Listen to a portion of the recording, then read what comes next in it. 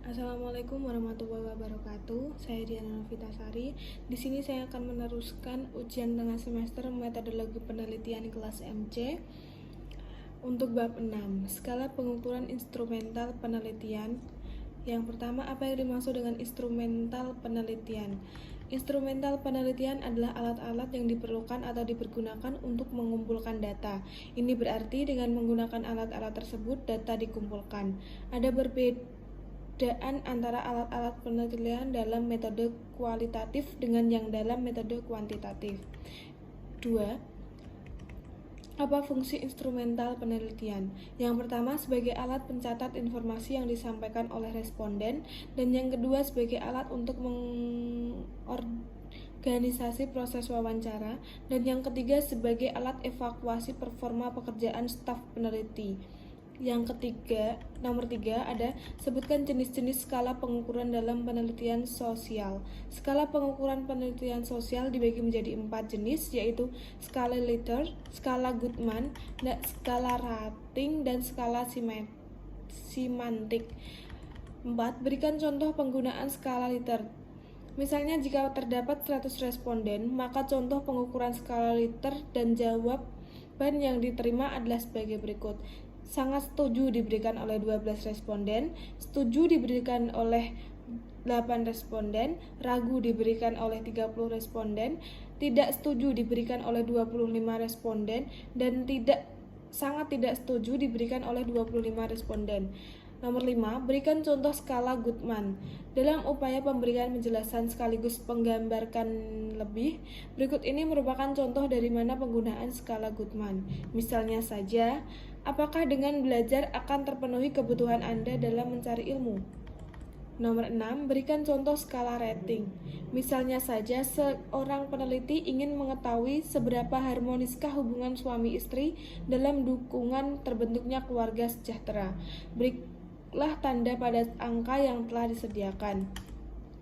Nomor 7, berikan contoh skala semantik diferensial. Skala diferensial semantik digunakan untuk memberikan penilaian terhadap suatu konsep atau objek tertentu, misalnya kinerja pegawai, gaya kepemimpinan, penilaian suatu pelajaran, dan sebagainya. 8. Untuk menyusun instrumental penelitian dengan baik, apa saja yang diperlukan? Yang pertama ada identifikasi variabel-variabel yang diteliti. Yang kedua, jawaban variabel ke dalam beberapa dimensi.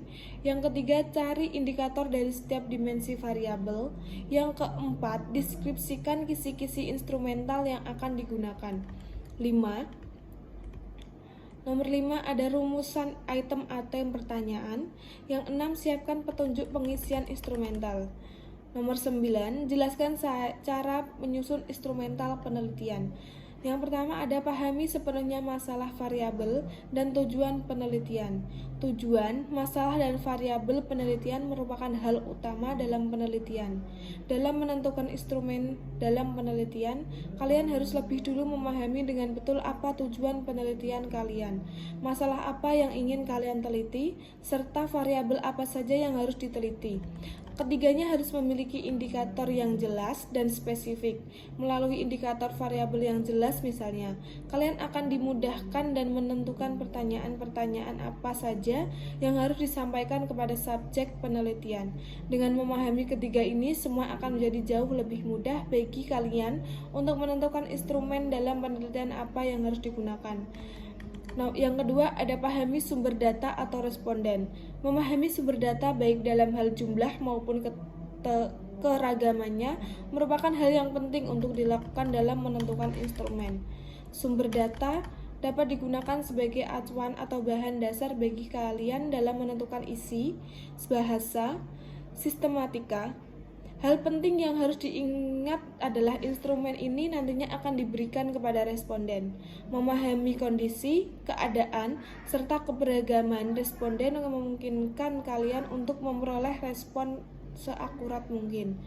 3. Tentukan validitas dan reliabilitas instrumen.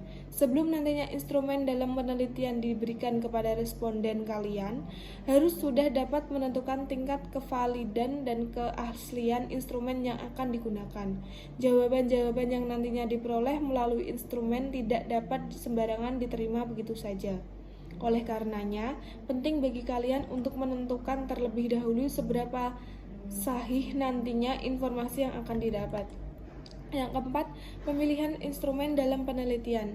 Diperlukan mampu menjawab masalah yang sudah ditentukan dalam penelitian. Yang terakhir, jenis skala apa yang Anda gunakan? Menggunakan skala Likert.